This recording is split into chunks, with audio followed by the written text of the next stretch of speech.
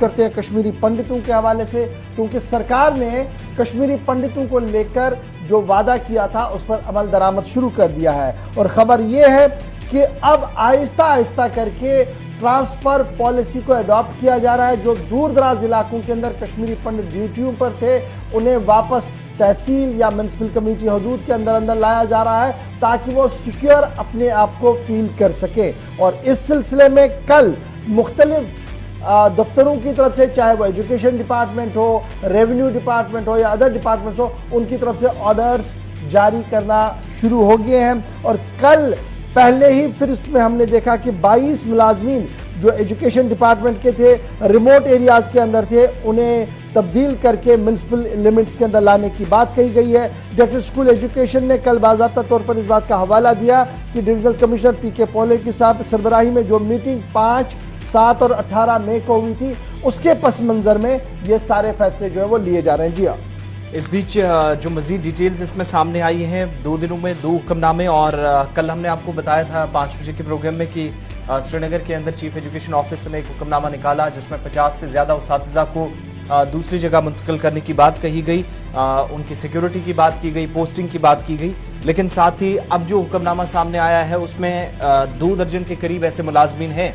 जो वज़ीर-ए-आज़म तरक्याती पैकेज के तहत वादी कश्मीर के अंदर पोस्टेड थे और गांव देहात के अंदर या दूर दराज के इलाकों में एजुकेशन महकमे में खिदमत अंजाम दे रहे थे। इन 22 मुलाजमीन जो एजुकेशन डिपार्टमेंट के साथ आज के वक्त में जुड़े हुए हैं, इन्हें अब म्युनिसिपल हुदूद में लाने का एक फैसला लिया गया है, जहां पर इन्हें थोड़ा सा जो अदम तहफ़्फ़ुज़ है उससे बाहर निकल सकें, ये इसलिए इंतजामिया की तरफ से इकदाम किया गया है। दूसरी बात यह है कि जहां पर मीटिंग्स लगातार, हम आपको पहले दिन से बता रहे हैं कि सूबाई इंतजामिया मुसलसल एहतजाज के दूसरे दिन से ही उन सारे कश्मीरी पंडितों के साथ राब्ते में हैं जो राहुल भट्ट की हलाकत के बाद एहतजाज कर रहे थे। उसके बाद अब जाकर जानकारी ये मिल रही है कि इंतजामिया की जानिब से, चूंकि पिछले हफ्ते हमने आपको कहा था कि 1 हफ्ता सरकार की तरफ से लिया गया, दिल्ली के अंदर वजारत दाखिला में मीटिंग हुई जिसमें कहा गया कि 1 हफ्ते के अंदर फैसला लेफ्टिनेंट गवर्नर इंतजामिया ले। उन्हीं फैसलों की तरफ एक एक स्टेप करके अब बढ़ा जा रहा है। और अगला कदम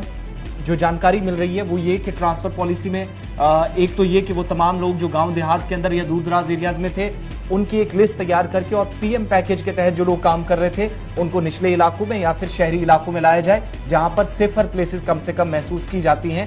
जो उनका पहला मुतालबा रहा है। दूसरी बात यह कि मुख्तलिफ इलाकों के अंदर जहां पर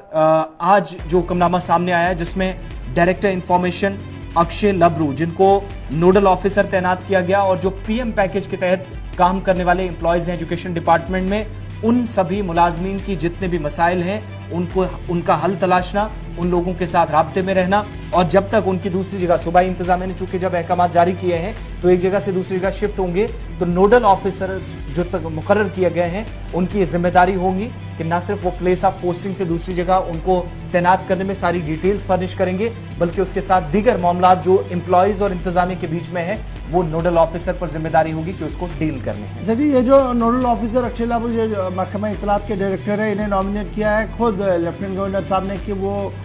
कश्मीरी पंडित जो पैकेज के तहत, पीएम पैकेज के जो एम्प्लॉयज हैं, इनके जेन्युइन ग्रीवेंसेस को एड्रेस करवाएं और सरकार के साथ जो तालमेल बिठाना है वो बिठाए। तो फिलहाल आज के दिन की ये खबर है कि शेखपुरा बड़गाम हो,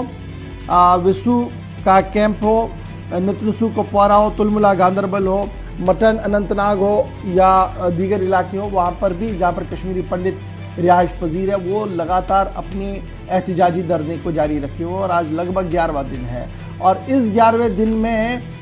ये माना जा रहा कि जो कल हमने एहतजाजी मुजाहिरा श्रीनगर के अंदर देखा वो गालिबन 1990 के बाद पहली बार इस तरीके से देखने को मिला था, जो गुस्सा कल दिख रहा था सड़क पर। लेकिन उसके बावजूद भी सरकार की तरफ से, लेफ्टिनेंट गवर्नर साहब की तरफ से एक एश्योरेंस कल भी दी गई कि उनकी जेन्युइन डिमांड जो है